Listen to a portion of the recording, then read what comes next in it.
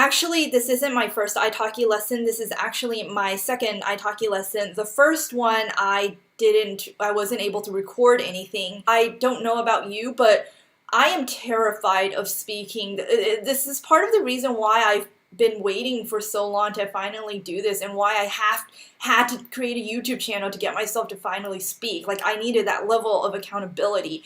So I knew about Italki like months ago, and I've been going on to Italki and like looking at teachers, and I started messaging them, and then I'm like, and then I don't message them, and then I bail. I must have done this like 10 times already, where I almost messaged a teacher or almost scheduled a lesson, and that didn't happen. Now, I learned best by example and modeling, and so I was trying to look for videos of other people doing their Italki lesson or their language exchange, particularly people doing their very first ones, or people who haven't been doing this for a while, and it was really hard to find those beginner type of Italki session examples. So that's why I decided to record this and show little bits and pieces of it, as well as my learnings and my takeaways from doing a session, and what I think I can do better next time, and what I think would be helpful to others out there who are at the same level as me. Now, for some reason, I wasn't able to grab the video clips, and I only got the audio clips. So since there's no videos attached to these audio clips, you will see pictures of my cat instead. Hola, me llamo Lucy. Soy de Estados Unidos. Estoy aprendiendo español ahora. Tengo una gata, se llama Gizmo. Es muy larga. Muy grande. Sí, muy grande.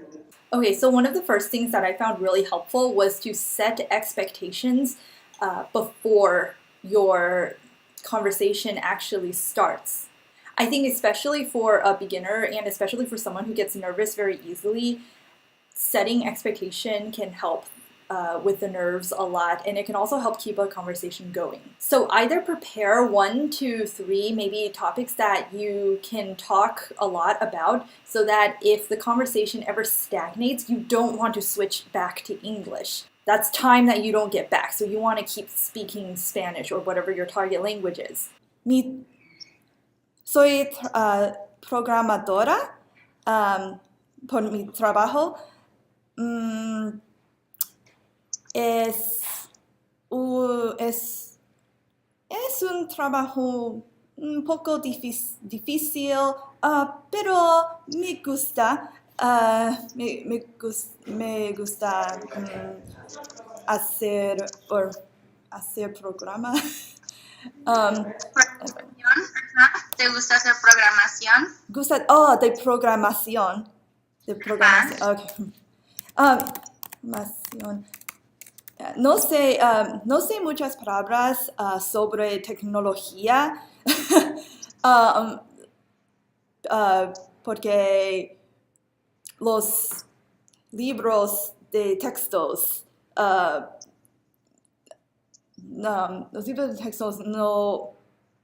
no me dijo las palabras.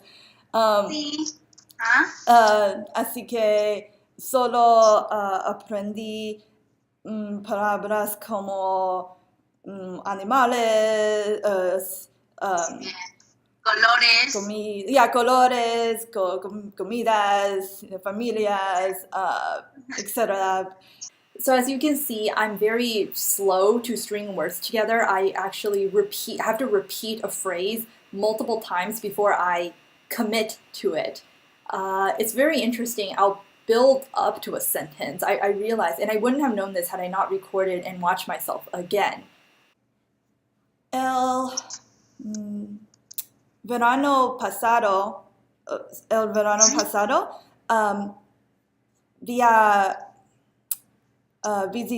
visité México. Cuando era en México, sabía cómo usar los numerales. Pero ahora, no sé, quizás no muy bien. Sí, cuando no practicas algo, es un poco difícil mantenerlo ahí porque se te olvida. Entonces, hay que practicar un poquito más, pero muy bien. Yeah, de acuerdo. So at this point, I dropped the subtitles from all of my videos because they were taking way too long to edit and I need to go to sleep. ¿Y estuviste aquí por cuánto tiempo? ¿Por cuánto tiempo estuviste aquí? ¿Una semana? Oh. Mm-hmm. ¿Por cuánto tiempo? Let's see, tres semanas.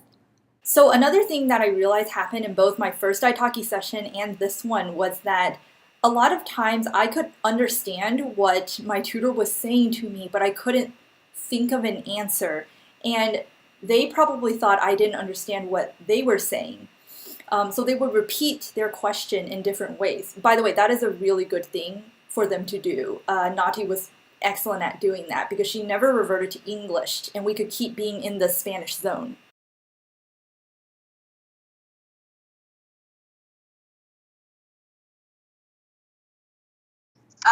¿Podemos hablar de tu viaje en México?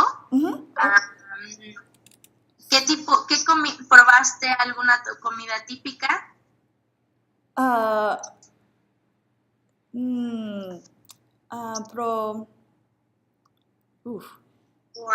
¿Comiste? Comiste, y sí,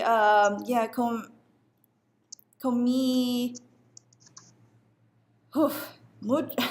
muchas comidas. Las salsas son muy picantes. Más picantes. What I would do differently next time, and I would recommend other people to do, is to learn phrases that signal that you understood, but you're trying to think of an answer. So here are some other phrases that I noted down later that I'm going to learn and prepare for my next Italki session. So that includes, hold on, I'm thinking, does this sound natural? I think this is how you say it.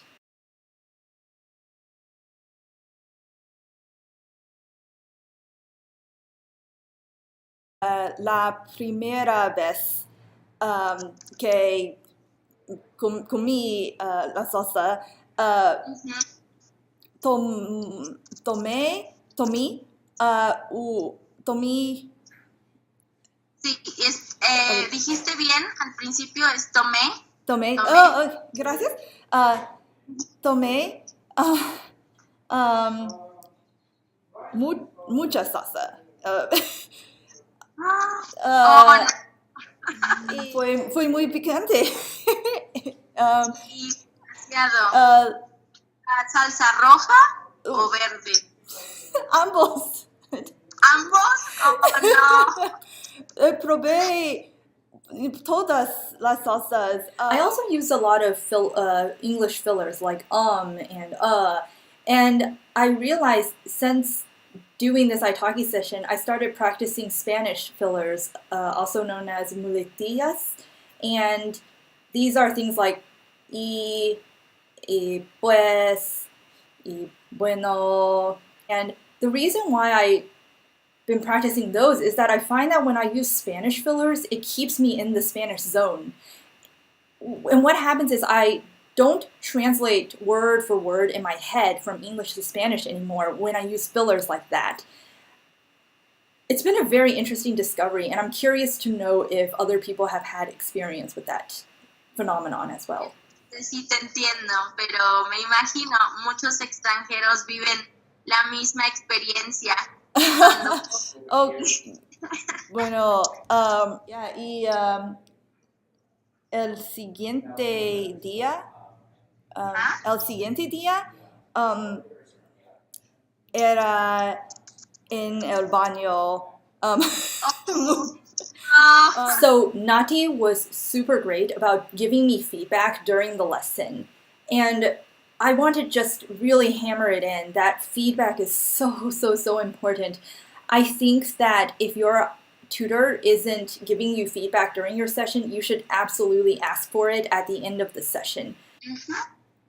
Muy bien, entonces, what I see, lo que veo, es que tú tienes un nivel ya entre básico, intermedio casi, porque aunque no desarrollas una conversación muy fluida, yo puedo entenderte, aunque lo hagas despacio.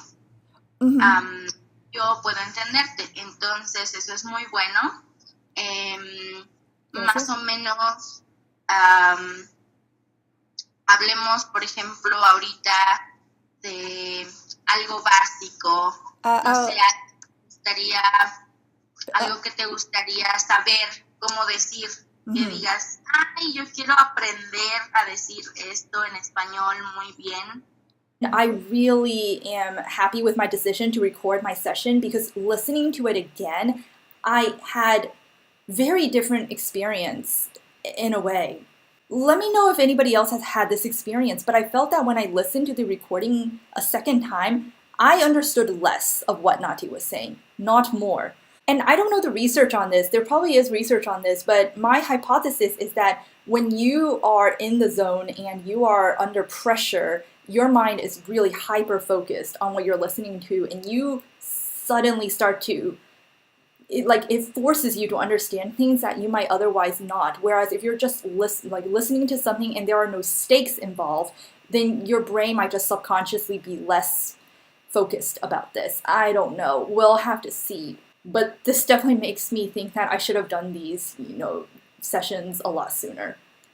Better late than never, right?